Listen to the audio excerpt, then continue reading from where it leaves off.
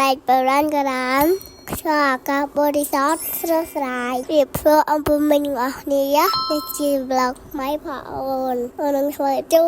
នយើងរចង់ស្លាប់បារាហើយ vlog នេះគឺអូនមួយម៉ាក់គេញ៉ាំអីទៅផ្ទះខ្ញុំចាស់អូននឹងបងអាញតាំងពីផ្លូវជិះទៅរហូតដល់កន្លែងគេញ៉ាំអីញ៉ាំទៅទស្សនាទាំងអស់គ្នា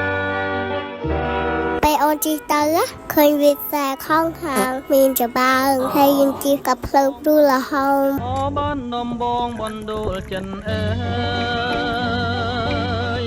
ហើយយើងបានមកដល់ហើយផ្ទះគេស្អាតបែបអូរ៉ានខាងមុខគេមានកន្លែងឲ្យយើងថតរូបនៅនេះពេលតកគេមានលក់បាយកាទៀវមានកាយ៉ាអំពុំមានចង់ញ៉ាំអីមកតាមញ៉ាំបានអូនញ៉ាំគុយជូរហើយមកអូនញ៉ាំកាហ្វេឥ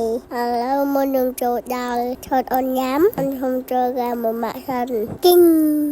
ទេហេឥឡូវចាំកាទៀវយូរពេកអូនខ្ញុំជូនរបស់មួយគឺរៀបបំទៅទស្សនាទាំងអស់គ្នាអាណាកំផ្លងហើ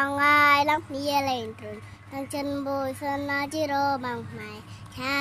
រាបំបនួយមកមុំបអានេះកាត់ទៅណាមិនដាក់សដាច់បដោចូលកាទៀវសំខាន់ណាស់ក៏រៀវបងអញយើងមកទៀតថ្ងៃនេះតេន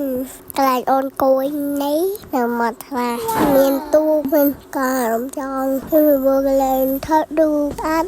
កំពុងមានខិនផ្លូវដើរចូលទេគឺតែធម្មជាតិអូនចូលចិត្តបែបហ្នឹងណាចោះអំពុំមិញចូលចាប់កុំភ្លេចមកតែខ្ញុំចាស់ប្លុកអូនមានតែប៉ុណ្្នឹងឯងជួបអូននៅប្លុកក្រោយបាយ